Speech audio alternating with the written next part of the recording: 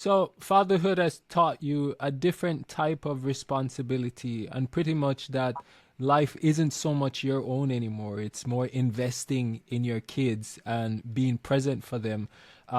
What if you were to speak to a father today who's kind of just up and coming and having his first kid?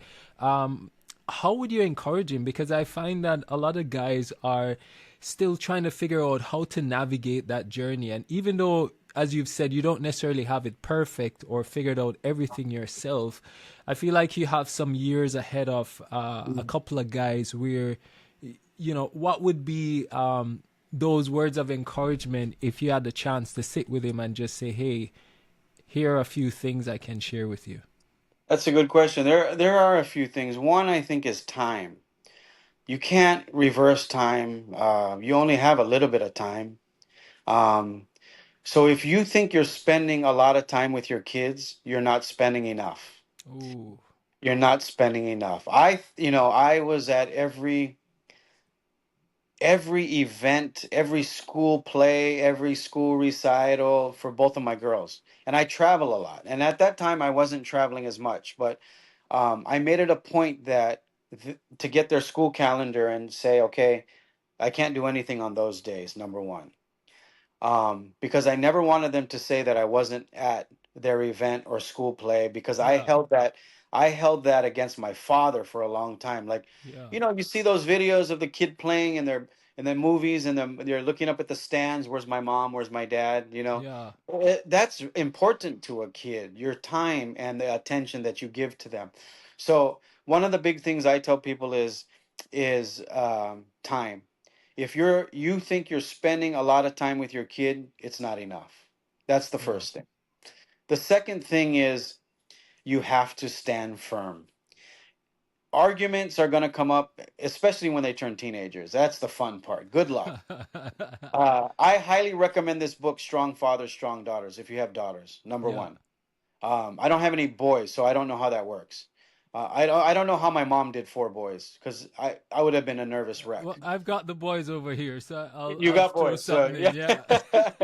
Yeah. But if you have daughters, I recommend the book Strong Fathers, Strong Daughters. And one of the biggest takes out of that book that I got was you are your, and this goes for men, for sons, you are your kid's superhero.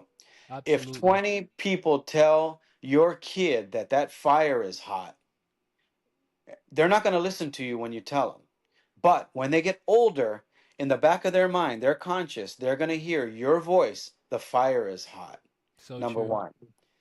Number two, how you talk to your partner or your wife or your girlfriend or whoever it is that their parent is how they're going to accept being talked to when they find their relationship. This is how break it down. If I if I talk to my daughter's mom in a mean spirited way, if I yelled, if I cursed, they're going to grow up thinking that is the way to do it. That is the natural way to do it. If I talk to their mother with kindness, compassion, and empathy, they're going to find a man with kindness, passion, and empathy. 9 times out of 10. Sometimes it doesn't work, but in the back of their mind, in their conscious, they are going to know I really need to find a man with kindness, passion, and empathy. I need to find a man who doesn't yell. I need to find a man who doesn't abuse. It's very key, I think, and important. You have to remember when kids are 3 to 4 years old, right around that time, their minds are wet cement. Yeah. Whatever impression that they have, you don't think you're making an impression, but whatever impression that you make on them, they will remember for the rest of their lives. It'll be embedded to them. I'm not a doctor. My mom works with abusive teens. She works with troubled teens. I've learned this along the years. I had the opportunity to work at the men's prison for a couple of years for counseling. I have the opportunity to work in the boys' home for a couple of years for counseling. And you see those patterns. You see those kids tell you, "Oh, my mom did this. My Yeah. dad said that."